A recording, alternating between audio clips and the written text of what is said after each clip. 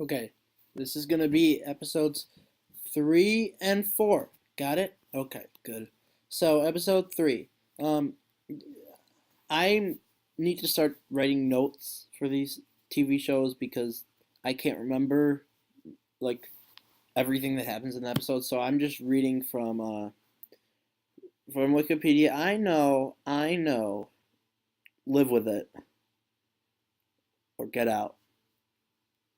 If you didn't want to hear me, you wouldn't be watching my videos. So yeah. Okay, so Barbara, she wakes up at the bottom of the empty pool where cuz she disappeared last episode. She was uh she was sitting by the pool, and she had a cut and the blood fell in the pool, and then she just disappeared, and now she's at the bottom of what seems to be the same pool, but it's like there's no water in it. She's in like another dimension or something where everything around her is completely different. It's dark gray, and everything is covered in black roots, and she sees a tall gray creature, like taller than LeBron James or Kareem Abdul-Jabbar, like no joke.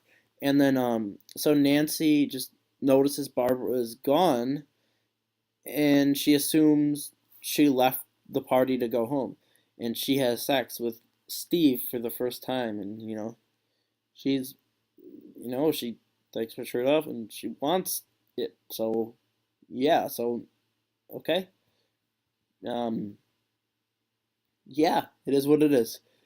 Okay, so Chief Hopper goes to the laboratory to speak to someone. He pulls up. The guard tells him, "You gotta speak to Rick Schaefer," and he tells him, "Just please talk to him. Please talk to him. Because I got a terrified, upset mom.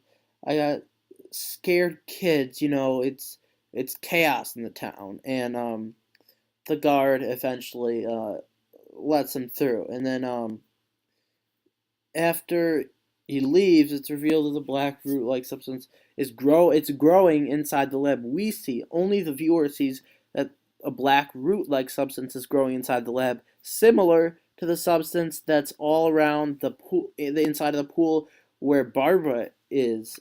Yeah, crazy. And so, and Mike's home. Mike's is home alone, and Al remembers being in the lab, connected to an EEG machine, crushing a Coca-Cola can with telekinesis.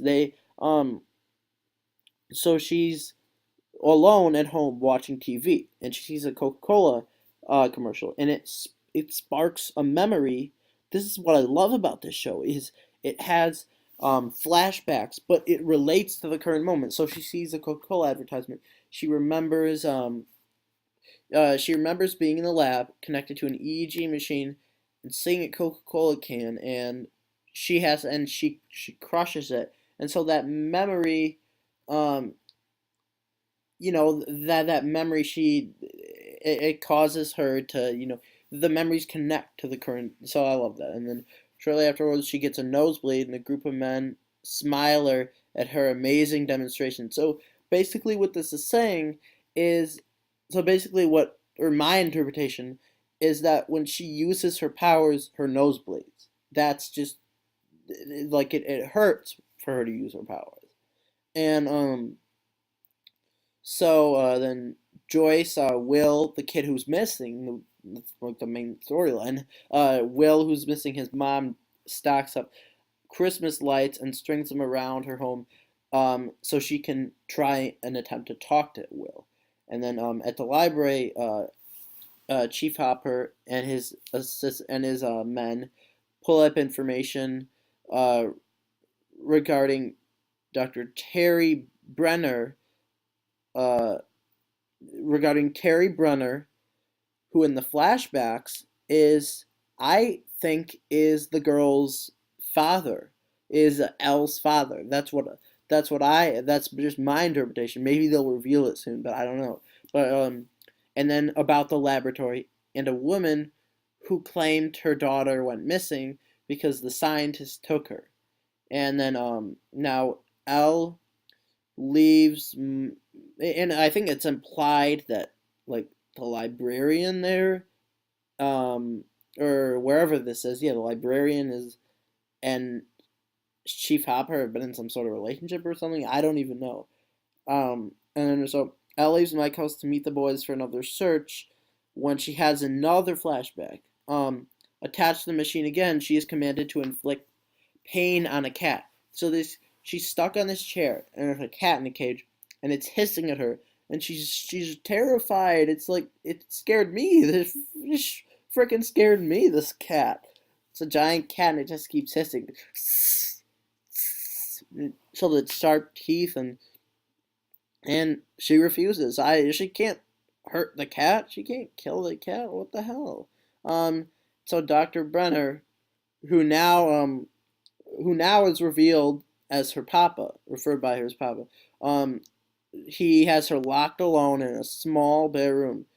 Oh, and then before they can close the door, she stops it with her mind, and she kills the two guards. She snaps their necks, and he kills her. And Brenner, her father, calls it. He picks her up and carries her away and calls it incredible. Like he's proud of her or something. He's, he's.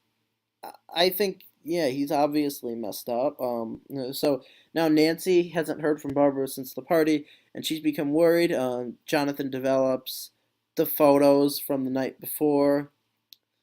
Um, but okay, so what happens? Somehow Steve and his friend learn about the photos, and they're like, Steve is looking like a bully here. Like I started feeling for before, and now it's like he's like a dick, calling him a pervert and everything because he took pictures of Nancy and stuff, and so they destroy the photos on and Jonathan's camera.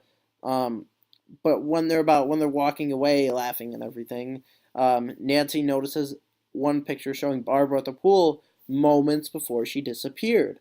And then she returns to Steve's house uh, to search for her, and Nancy finds Barbara's car there. It's still there. She never left, and sees some creature in the woods.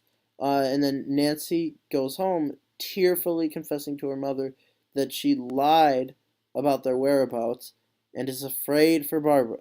And then Joyce talks to Will with the lights. She actually convinced him. She says to him, this is what she says: blink once for yes, twice for no. Will reveals he is not safe. She says, "Are you safe?" And he does it twice for no. And Joyce is attaching lights over letters for complex messages. Will tells Joyce she says, "Where are you?" And he says, RIGHTHERE.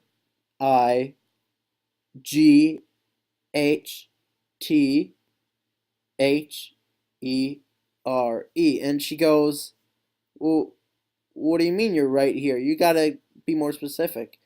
He says, "Right here." And then she says, "Well, what do you want me to do? How to find you? Well, what do you want me to do?" And he spells RUN, tells her to run, and and she runs as a creature begins to climb through a wall, one of those creatures. And so next, Chief Hopper tries to connect Dr. Brenner to Will's disappearance when he receives a radio call. Elle leads the boys to Will's house, claiming that that he is there hiding. Confused and annoyed, Lucas, Dustin, and Mike accuse her of lying. They're like, you're lying. So yeah. So what happens was they're like, help us find Will, and she leads them back to Will's house, and they call her a liar. They're like, no, he's not here. He's lost. He is not here. She's telling them, no, he is here, and she's right. He is there. He's because he said to his mom, "I am right here," and then to run. So he's somehow in the house, but like in another dimension in the house. It's really confusing. Hopefully they'll explain it well later. It shouldn't be that hard to understand. Um, confused and annoyed. Yeah, they accuse her of lying, and they follow the police, and they arrive at the quarry and see Will's body being pulled from water, and they go. Mike goes, he can't be dead. He's not dead. She won't lie to us. He's not dead, and he, I, um, I personally don't think he's dead. Obviously, they wouldn't just kill him like that. That'd be weird. Then no, he's not dead.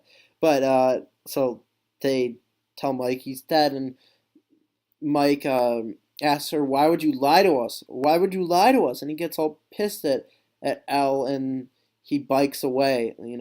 Upset, grieving, and so yeah, that's episode 3. So now on to episode 4, um, the body. Well, they call it chapter 4, not episode 4. It's cool. It's cool. So now in Mike's basement, Elle proves to them that Will is still alive by making contact through Mike's walkie-talkie. She used her powers to go to a certain channel that where they can hear Will, even though they found his body. So like, what's going on? And Mike hears him singing "Should I Stay or Should I Go?" That's an awesome song, dude. That's one of my favorite songs too. That's a great song. I like the soundtrack in this show. It's pretty good. Africa by Toto. That was dope. That was dope. So they hear him singing "Should I Stay or Should I Go?" And after talking for a while, the boys have concluded they think their theory is that Will is stuck in the Veil of Shadows, a dark echo dimension of death and decay, which Al calls the Upside Down, or the Upside Down world, the Upside Down. The next morning, the boys decide to use their science teacher, Mr. Clark's ham radio, to find Will. Mr. Clark agrees to let them use the radio as long as they attend the assembly commemorating Will's death. On I didn't talk about these bullies. Oh my God, they're probably the one fault of this series is how like one-dimensional these bullies are. Like, I don't know if they're one-dimensional. They're just, no one is this mean. No one is this mean, and at least no, you can't be this mean. Okay, so the bully Troy and his friend laughing about Will's death. I know, terrible. Mike confronts them and finally after 3 episodes, does something, pushes him. He pushes Troy before Troy can attack. Elle, freaking badass. She causes Troy to freeze in place, and he pissed himself. This boy, I'm gonna cuss a little bit. Sorry. This boy fucking gets it. He deserves so much. He pissed himself. Oh, yeah. So awesome. So awesome. Finally. Finally. So, okay, so now they use the ham radio, and Al and the boys are able to make they contact with Will. They overhear him talking to his mother, saying I'm afraid, and it's dark and cold. And at the same time, Joyce hears them through a living room wall, and tears the wallpaper, revealing a flesh-like gooey substance on the wall. And she can actually see her son Will on the other side. And then right after this, she tells him to run. You have to run. And she grabs the axe to break through. And she makes a hole. It only reveals her front porch. Hopper. So it's like, it's really cool. It's sci-fi. I like this. And Hopper, Chief Hopper confronts the state trooper who found Will's body, increasingly suspicious with what he learns. He goes to the morgue using a knife. He cuts open Will's body and discovers it's a dummy, and it's like cotton inside of it. It's not real at all.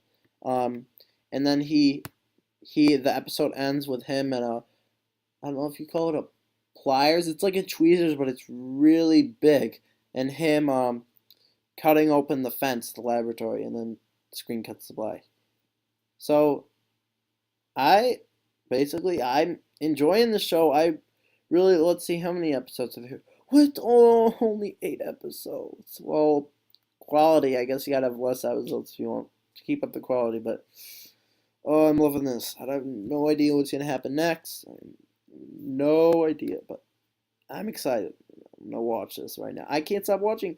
I just started watching yesterday, and I can't stop. It's like I'm yeah, I just can't stop. But this show is scaring me. It's really scaring me. Yeah. So peace. See you later. See you next time.